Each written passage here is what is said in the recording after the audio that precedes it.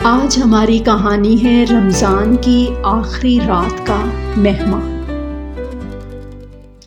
یہ رمضان کی 29ویں شب تھی۔ چاند رات قریب تھی اور پورا گاؤں عید کی تیاریوں میں مصروف تھا۔ بازاروں میں چہل پہل تھی، دکانیں سجی ہوئی تھیں، بچے خوشی سے نئے جوتے پہن کر دوڑے پھر رہے تھے اور ہر طرف خوشبو پھیلی ہوئی تھی۔ مگر گاؤں کے ایک کنارے پر ایک پرانا کچا مکان تھا جہاں خاموشی چھائی ہوئی تھی۔ یہ گھر رحمت چچا کا تھا جو اپنی بیوی اور بیٹی فاطمہ کے ساتھ رہتے تھے۔ رحمت چچا ایک غریب مگر ایماندار آدمی تھے۔ پہلے وہ ایک کسان تھے، مگر 1 سال پہلے سخت قحط کی وجہ سے ان کی کھیتی تباہ ہو گئی تھی۔ روزی روٹی کا کوئی ذریعہ نہ بچا اور اب نوبت یہاں تک آ چکی تھی کہ ان کے پاس افطار کے لیے بھی کچھ نہ تھا۔ رات کے کھانے میں صرف پانی تھا۔ بیوی نے افسردہ لہجے میں کہا، یہ آخری روزہ بھی شاید پانی سے ہی کھولنا پڑے گا۔ فاطمہ جو صرف 8 سال کی تھی، اپنے معصوم ہاتھ آسمان کی طرف اٹھا کر بولی، یا اللہ کوئی مہمان بھیج دے تاکہ ہمیں بھی افطار کا ثواب ملے۔ رحمت چچا نے مسکرا کر بیٹی کو سینے سے لگایا، مگر ان کی آنکھوں میں آنسو آ چکے تھے۔ جیسے ہی سورج غروب ہونے کے قریب تھا، اچانک سے دروازے پر آہستہ آہستہ دستک ہونے لگی۔ رحمت چچا نے حیرانی سے دروازہ کھولا تو وہاں ایک اجنبی کھڑا تھا، لمبا، دبلا پتلا، میلے کپڑوں میں ملبوس، مگر اس کی آنکھوں میں ایک عجیب چمک تھی۔ السلام علیکم، اجنبی نے آہستہ آواز میں کہا۔ میں ایک مسافر ہوں اور کئی دنوں سے بھوکا ہوں، کیا آپ کے پاس افطار کے لیے کچھ ہے؟ رحمت چچا نے ایک لمحے کے لیے بیوی کی طرف دیکھا۔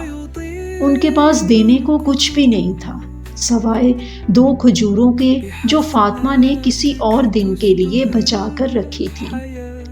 بیوی نے مسکرا کر وہ 2 کھجوریں نکالی اور پانی کا ایک پیالہ ساتھ رکھ دیا۔ یہ ہمارا نصیب ہے، ہم آپ کے ساتھ بانٹ سکتے ہیں، رحمت چچا نے ہچکچاتے ہوئے کہا۔ اجنبی نے مسکرا کر کھجوریں کھائیں، پانی پیا اور کہا، اللہ تمہیں اس مہمان نوازی کا بہترین اجر دے۔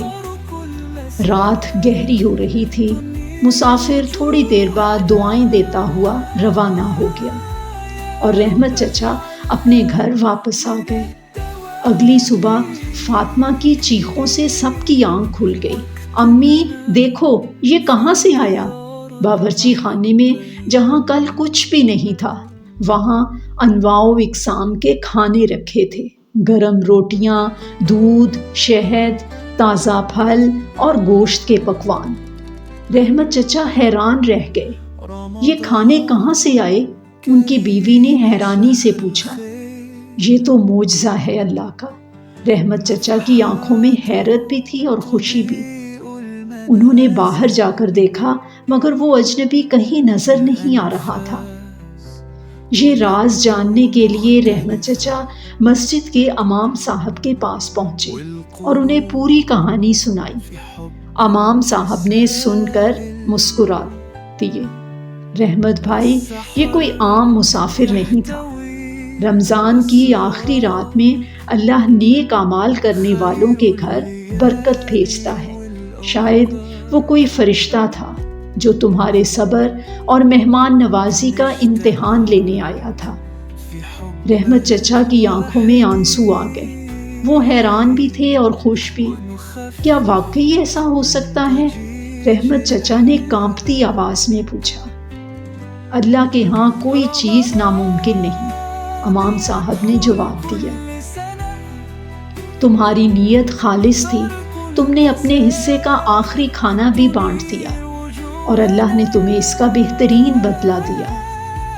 اس واقعے کے بعد رحمت چچا کا گھر کبھی خالی نہ رہا۔ جو بھی مسافر آتا وہ اس کی خدمت کرتے اور حیرت انگیز طور پر ان کے رزق میں کبھی کمی نہ آئی۔